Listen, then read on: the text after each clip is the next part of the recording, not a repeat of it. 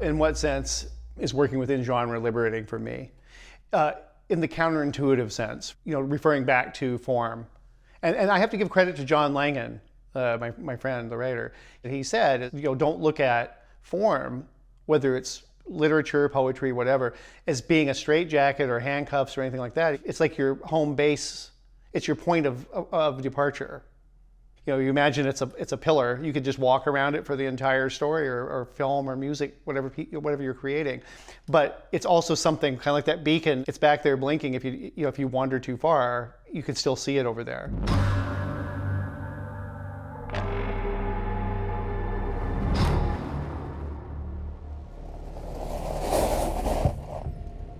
Jack's cabin lay inland at the far end of a dirt spur.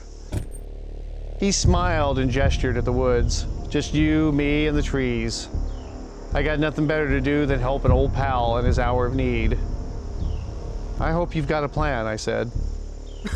He coughed into a handkerchief, belly-ripping, Doc Holliday kind of coughing. And he wiped his mouth and had a belt of whiskey.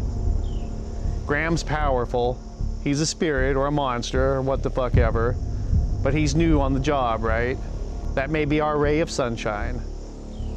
He scanned the red-gold horizon and muttered, "Trouble headed this way," and hustled me back to the house. We locked and shuttered everything and took positions in the living room.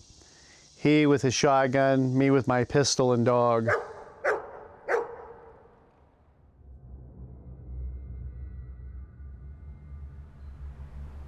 Something that's been on my mind for many years. I've written about it. Someone or something has haunted me since Alaska, and it does to this day. I was working at a cannery, and we had train tracks behind the cannery, and you were forbidden to go anywhere near the train tracks. And a worker said that I was out there on scrambling around on the train. And of course I wasn't. It wasn't me. I couldn't have done it because I was somewhere else. I said, "No, you saw somebody that looked like me." And they said, "With a patch and your height and your build, really?" That became a theme. I had a doppelganger, but I have no explanation. Like the one that strikes me is I was taking that martial arts class, and one of the students said, "Dude, I thought you lived in the U district." I said, "Yeah, I do." He goes, "Then why did I see you the other morning across town at 5 in the morning? I asked if you wanted to ride. I yelled out, and you kind of ignored me. And you looked over your shoulder and gave me this evil grin and then went up an alley." A person in Dakota who worked at a casino as a dealer, they were adamant that I had come into the casino for a couple years all the time. And I wouldn't tell them my name. I would say, "You know who I am." How do we know that I'm not talking to the doppelganger right now? You don't.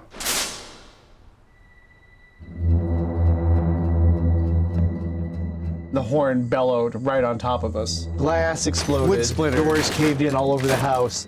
And the hounds rolled into the living room. A couple of fingers were missing from my left hand and blood pulsed. It didn't hurt. Didn't feel like anything. My innards glistened in the cold air. That didn't hurt either. The huntsman had entered the fray. He approached, shuffling like a seal.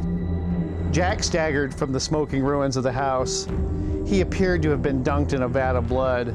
He held his shotgun in a death grip.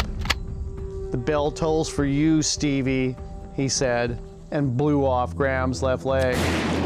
I made it to my feet and scrambled backward over the flaming wreckage of coffee tables and easy chairs. All but dead, but still fighting, an animal to the end. Jack's shotgun blazed a stroke of yellow flame. Blam, blam. Graham's hands went bye-bye. The next slug severed his spine. He stuck the barrel under Graham's chin and took his head off with the last round. I cheered telepathically, then I finished dying. The score as the curtains closed was so fucking beautiful.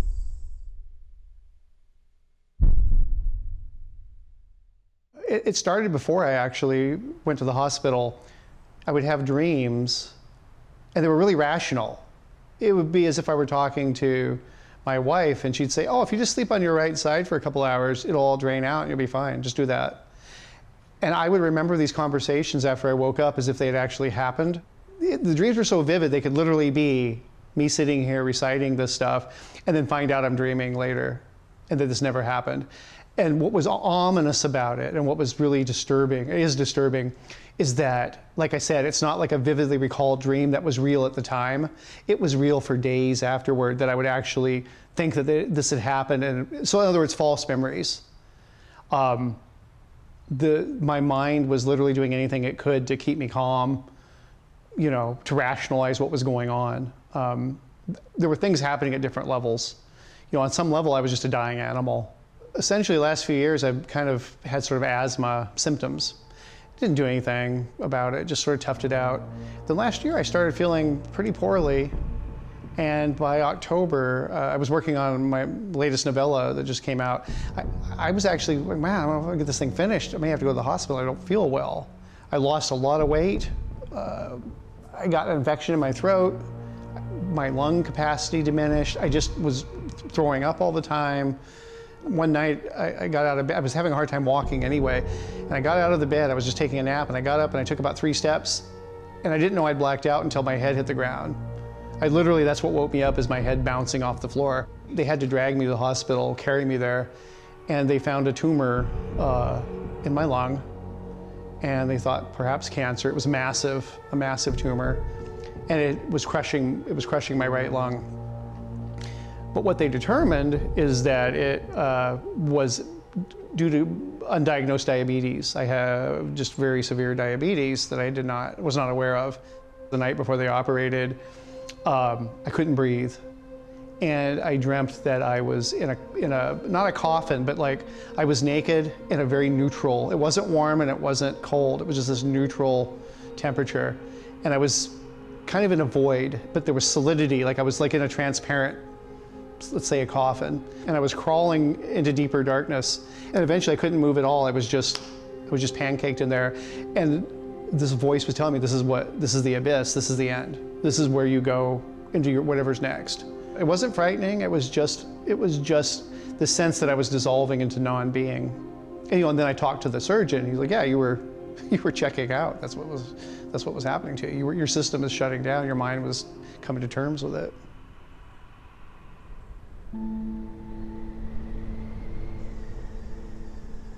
This time, I emerged from eternal night to Minerva kissing my face.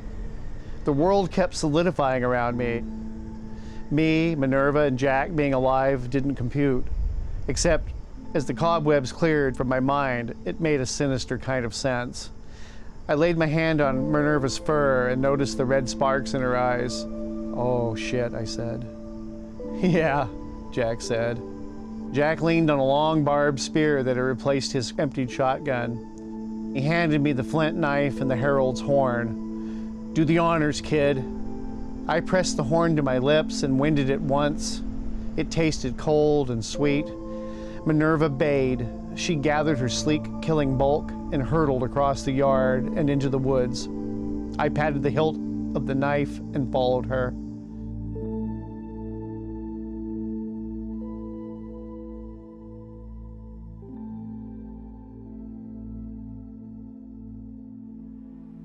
Is there such a thing as a good death? Yes, absolutely. In two senses, there's a good death. I think in the more common sense, the one that I'm rooting for, is you just check out. You just, one minute you're here, the next minute you're not. There is no sense of passage of time. I think that would be a good death. You're just here and then you're not. In the other sense, there is a little part of me that would like to have a meaningful death. I think a meaningful death would be to die doing something heroic or meaningful in some way. There's an argument that nothing we do matters. You know, if you believe that the world is going to crumble here in the next few years, then we won't even have a recording of this conversation if it gets bad enough. Why are we doing it? If there's no afterlife, there are people who argue, then what's the point of what we're doing? And I said that's the entire point. What you do now is what's important. To me, legacy doesn't necessarily mean you will be as Homer. We will be celebrating you, 2,000, 3,000 years from now. No, it just simply means that some kid, in 2050, who's having a crappier childhood than I did, is sitting up in his attic and he finds this musty old book written by some guy who's been dead for 20 years and goes, somebody understands me. I'm not the only one. I'm not alone.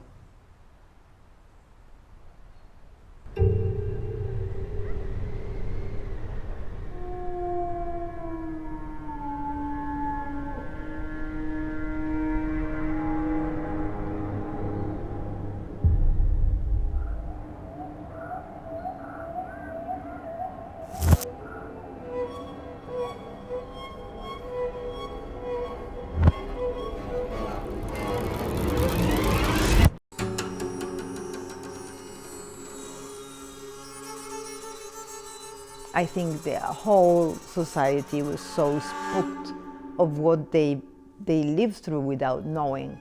Like they put concentration camps and stuff, detention centers next door. Like we were having this conversation here, and next door they could be torturing people, and you wouldn't hear because they had soundproof walls.